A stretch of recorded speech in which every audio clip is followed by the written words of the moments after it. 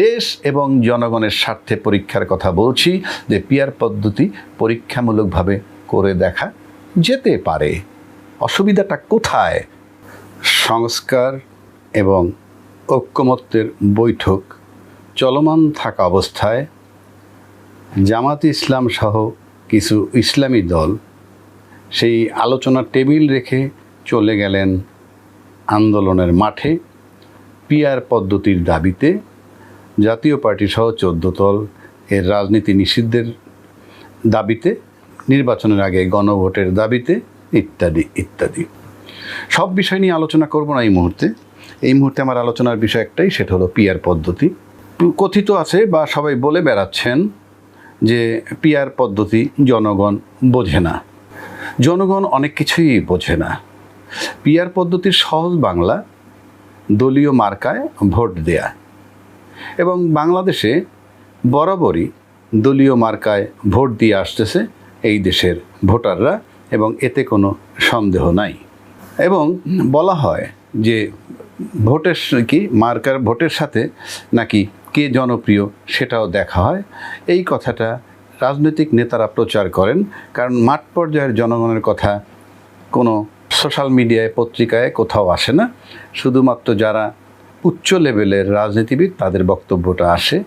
In fact মাঠ পর্যায়ের লোকজনের সাথে আমরা আলাপ করে দেখেছি যে তারা সকলেই বলে যে তারা দলীয় মার্কা দেখেই ভোট দেয়, এবং এটা প্রমাণ করার বহু রাস্তা আছে। আমরা এমনও দেখেছি যে যেই ভদ্রলোক ভোটার অন্য জেলায় বা ওই জেলা থেকেই সে বারবার এমপি নির্বাচন করে আসছেন, হঠাৎ করে তার দল তাকে ঢাকার কোনো এক জায়গা থেকে নমিনেশন দিয়ে, এরকম অসংখ্য উদাহরণ গত 53 বছরে আমাদের হয়েছে, এবং তারা যথারীতি পাশ করেছে। তার মানে ওই ব্যক্তি তো ঢাকা শহরের কোনো অঞ্চলে পপুলার ছিল না, দলের মার্কা দেখে ভোট দিছে, এবং যেই মার্কার ফ্লো যখন বাজারে আসে সেই দলটাই মোটামুটি ক্ষমতায় যায়। আরেকটা বিষয় হলো যে জনপ্রিয়তার কথা বলতেছে যারা, অনেকেই টকশোতে এসেও বলেন কিংবা সোশ্যাল মিডিয়ায় বলেন যে রাজনীতি নিয়ে কথা বলে, সোশ্যাল মিডিয়ায় কথা বলে, ইলেকশনে দাঁড়াইলে একটা মেম্বারের পদে দাঁড়াইলেও পাশ করতে পারবে না, এমন লোকও রাজনীতির সমালোচনা করে এবং পিআর পদ্ধতির কথা বলে কিংবা জনপ্রিয়তার নিয়ে প্রশ্ন তোলে। আমি সেখানে একটা কথা বলতে চাই, যারা এই কথাগুলো বলেন যে ইউনিয়নে মেম্বার হওয়ার যাদের ভোট নাই তারাও রাজনৈতিক সমালোচনার বড় বড় দলের, আমি তাদেরকে খুব নীরবে এবং খুব বিনয়ের সাথে একটা অনুরোধ জানাচ্ছি। পপুলার আপনারা কারা, এবং পপুলার হইলেই যে কাজ হয় না, দলীয় মার্কা দেখে ভোট দিয়ে আসতেছে বাংলাদেশে, সেটা আপনাকে প্রমাণ করে দিচ্ছি। বাংলাদেশে জানেন এখন যারা রাজনীতিবিদ হিসাবে যারা এখন চলমান আছেন, রাজনীতি করছেন, তাদের বহুজন আছেন বাংলাদেশে 3 বার 4 বার 5 বার এমপি হয়েছেন, একাধিকবার মন্ত্রী হয়েছেন। আমি তাদেরকে চ্যালেঞ্জ ছুড়ে দিচ্ছি যে আপনারা এই 2 বার 3 বার 4 বার 5 বার এমপি হয়েছেন কিংবা 2 বার 3 বার মন্ত্রী প্রতিমন্ত্রী হয়েছেন, তারপরে নিশ্চয়ই আপনারা পপুলার। আপনাদেরকে চ্যালেঞ্জ ছুড়ে দিচ্ছি, দলীয় মার্কা ছাড়া আপনারা নির্বাচন করে দেখান যে আপনারা 5000 ভোট সংগ্রহ করতে পারেন কিনা। আমি আবার রিপিট করছি, 3 বার 4 বার 5 বার এমপি হয়েছেন, 2 বার একাধিকবার মন্ত্রী হয়েছেন, এমন কোনো ব্যক্তি নিশ্চয়ই পপুলার। সেই পপুলার ব্যক্তি আপনি দলের জন্য নমিনেশনের জন্য কেন ঘুরপাক করছেন?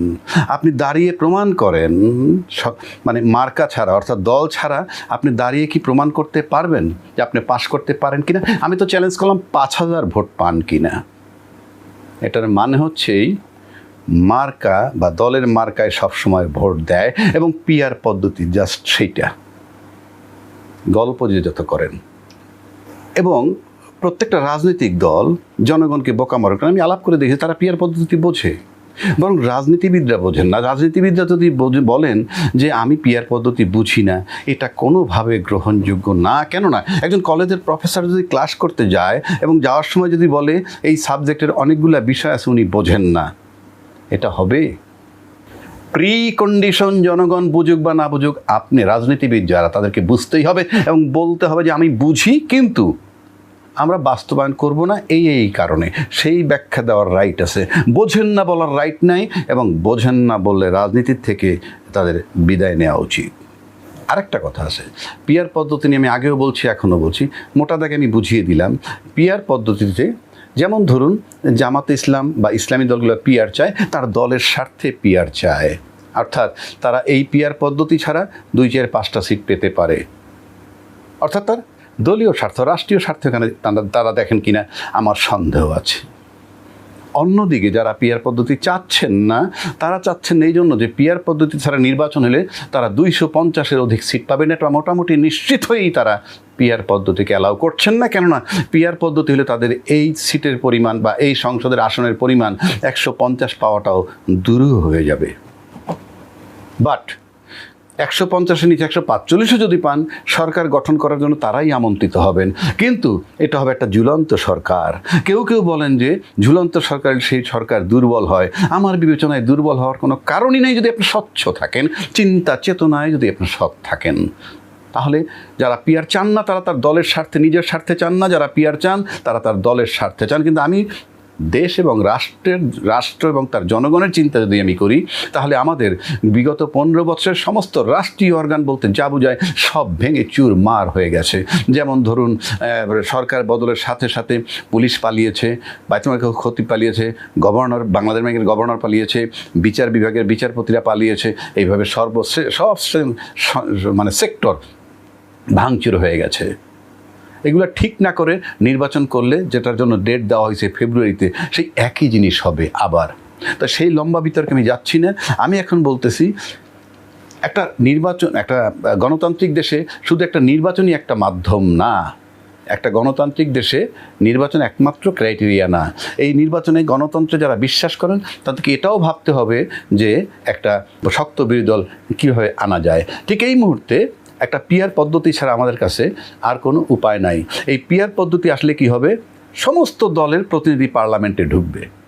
পার্লামেন্টে যখনই ঢুকবে এবং সরকার যিনি গঠন করবেন তিনি একচ্ছত্র আধিপত্য পাবেন না, একেবারে নিশ্চিত।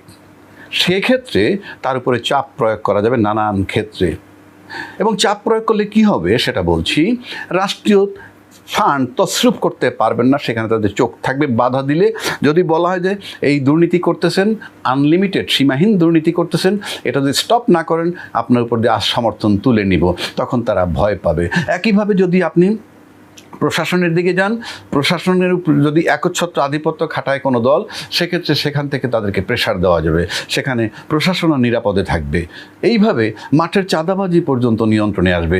দেশে আয়নাগর হবে না, দেশে বিনা বিচারে হত্যা হবে না, শাপলা চত্বরে হত্যা হবে না, সেনা অফিসার হত্যা হবে না, দুর্নীতি হবে না। মানে হবে না বলতে কি, সব কমে যাবে, নিয়ন্ত্রণে আসবে। এবং সেজন্য এখন পিআর পদ্ধতি একমাত্র রাস্তা।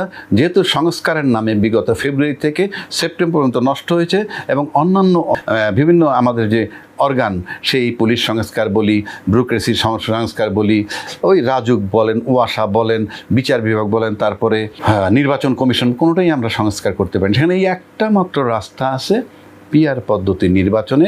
সেই নির্বাচনে যদি যে সরকার গঠন করবেন তিনি চাপে থাকবেন, এবং চাপে থাকলে যেটা হবে, টাইম টু টাইম উনি অনেক কিছু থেকে সরে আসতে বাধ্য হবেন। আবার কেউ বলেন 2-3টা সিট পেয়ে অনেক সময় সরকারকে চাপ প্রয়োগ করতে পারে একটা অন্যায় কাজ করার জন্যে।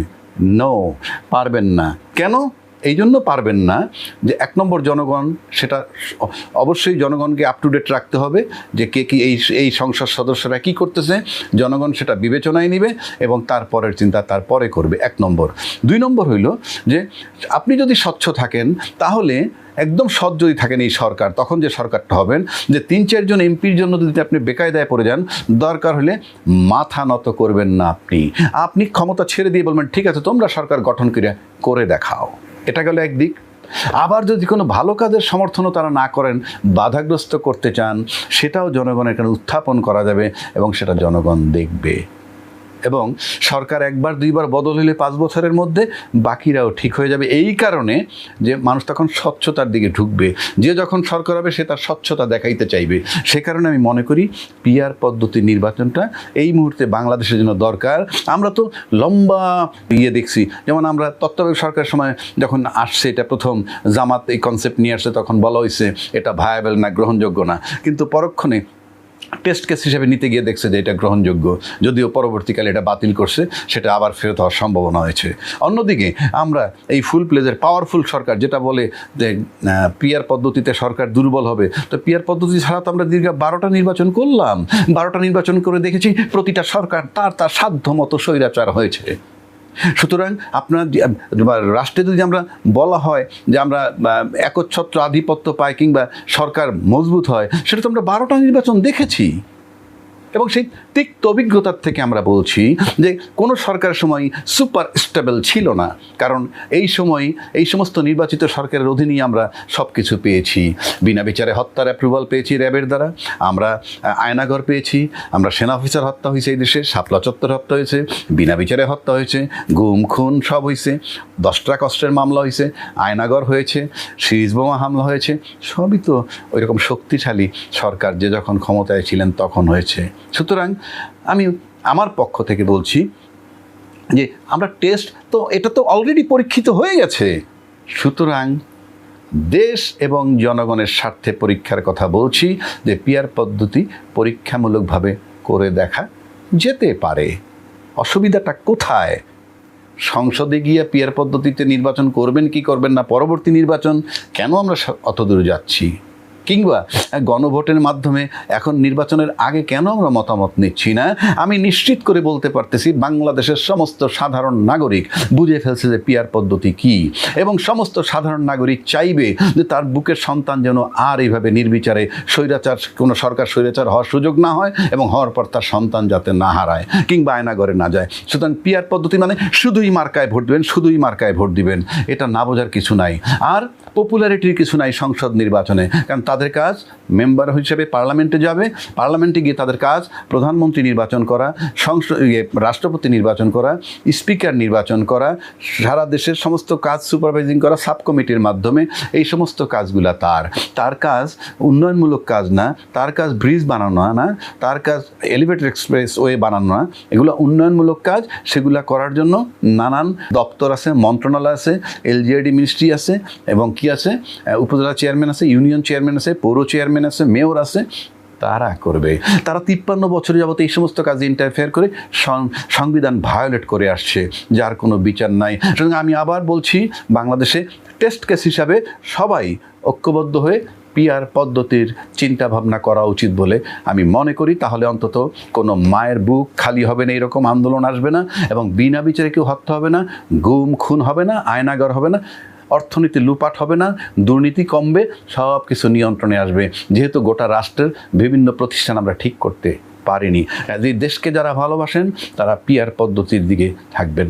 মানবে রাষ্ট্র মানবে কি মানবে না, সরকার মানবে কি মানবে না, নির্বাচন কমিশন মানবে কি মানবে না, সেটা ভিন্ন কথা। কিন্তু যারা রাষ্ট্রকে ভালোবাসেন, দেশকে ভালোবাসেন এবং একটা জায়গায় দেশকে নিতে চান, তারা নিশ্চয়ই এটা ঐক্যমত্য হবেন বলে আমি বিশ্বাস করি।